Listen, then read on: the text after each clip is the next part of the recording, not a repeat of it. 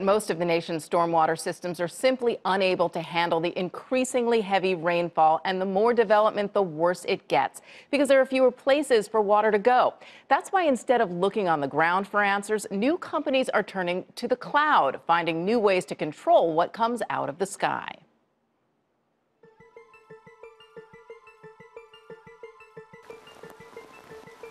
A recent day of heavy rain in Albany, New York, caused this localized flooding. Not exactly a national headline, but it should be, because of what increasingly frequent and heavier rainfalls are doing to the bottom line of local economies across the nation, hitting both infrastructures and budgets. Joseph Coffey is Albany's water commissioner. These extreme rainfall events are causing flooding, basement backups, and combined sewer overflows into the Hudson River. From May through July of this year, much of the East Coast saw rainfall up to 3 times normal levels, according to the National Oceanic and Atmospheric Administration. And 9 of the top 10 years for one-day extreme precipitation events have occurred since 1990, according to the Environmental Protection Agency. The more water, the more expensive the damage. In Albany alone, 2 summers ago, a few random rainstorms caused over $3 million in damage to sewers, overwhelmed by unusually heavy water. So in Albany's search for a solution, Joseph Coffey turned to tech, the tech-based cloud, and a 4-year-old company called Opti, which installs smart systems underground to manage water in urban lakes, ponds, and tanks, draining them in advance so they can hold more water precisely when storms hit. Marcus Quigley is the CEO. We're able to take the weather forecast and use it to predict how much runoff is going to occur and drain the facility down in advance to create new storage without building a new major capital asset. Quigley says nationwide there are close to 1 million sites like this lake that could use Opti's technology to control local flooding. The lake is held back by a large panel, which makes sure that the level is maintained at a certain elevation. At the bottom there is a valve. That valve is connected to cloud infrastructure. The valve is directed by a control box which connects to the cloud, watching weather every second and changing the water level in the lake.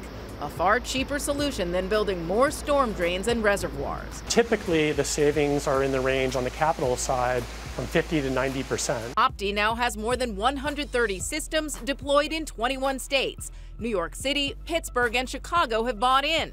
Quigley says Opti's revenue has grown tenfold in its 4 years, doubling last year alone. Its largest private investors are Sidewalk Labs, Mission Point Partners, and Ecosystem Integrity Fund. While Opti is using its technology to manage and direct water underground, another company is setting its sights and its technology higher, literally. Rainbank is a recent startup that turns rooftops into reservoirs, like this one in New Orleans. The device closes and this water fills up in this area. And it's not going to leak. Correct. Rainbank's technology connects water valves on rooftops to the cloud, holding water during heavy rain events and then releasing it slowly once the storm has passed. And our server is running algorithms and it's evaluating a storm and it's deciding when is going to be the most intense period of a storm. With that information, it tells these valves when to close, when to start collecting water. Like Opti, the technology is relatively cheap.